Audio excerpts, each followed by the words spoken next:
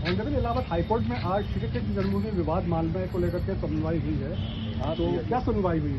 आज court number 69 पे याचिका की सुनवाई हुई थी, जिसमें 2 बजे जो है टाइम फिक्स था, जिसमें आज जो पुरानी याचिका जो पेंडिंग थी उस पर सुनवाई हुई है और नेक्स्ट डेट 18 सितंबर 2026 को लगाई है, जिसमें आगे की सुनवाई होगी। आज हिंदू पक्ष के द्वारा दलील पेश की हुई थी और मुस्लिम पक्ष मौन थे।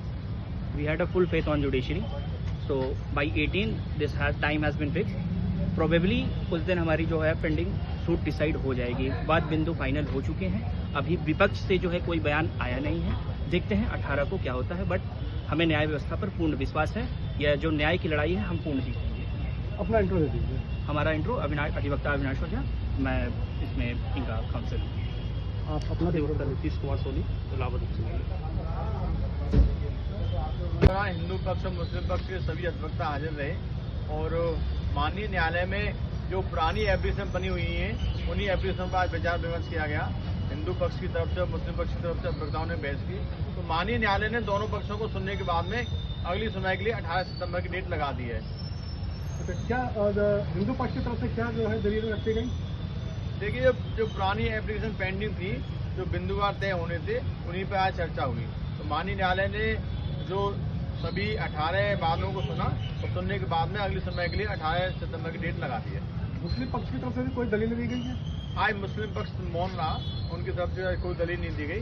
मुस्लिम पक्ष तो हिंदू पक्ष के द्वारा जो प्रार्थना पत्र दिए गए थे उन्हीं पर सुनवाई के लिए किसी में जवाब दाखिल करना था, किसी में जवाब दाखिल नहीं हुआ है, तो उन सभी बिंदुओं पर चर्चा हुई थी।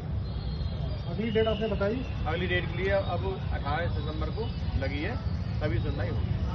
तो जी अपना परिचय दे।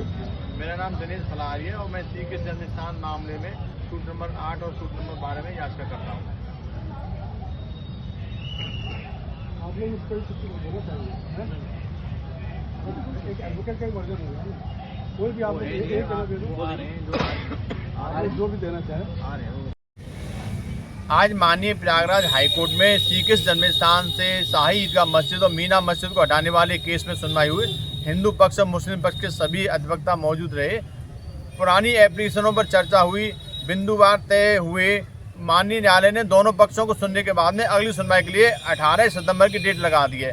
अब अगली सुनवाई जो शेष रह गई है वो 18 सितंबर को होगी।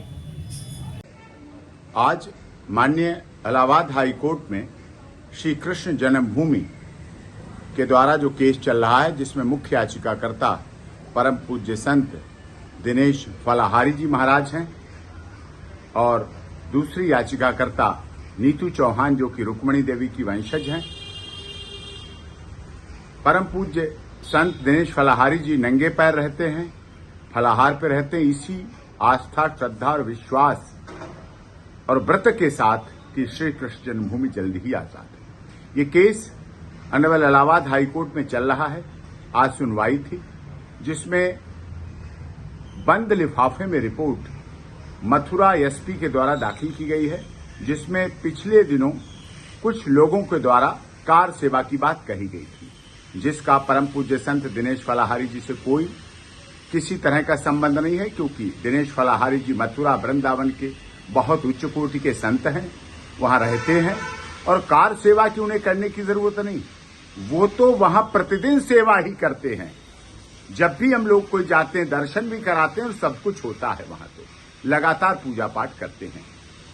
अब रिपोर्ट बंद लिफाफे में दी गई है, लेकिन हम लोगों की तरफ से अभी ऑब्जेक्शन जमा किया जाएगा। हम ऑब्जेक्शन जमा करेंगे उसको बना के, और इसी बात के लिए आगे सुनवाई होनी है।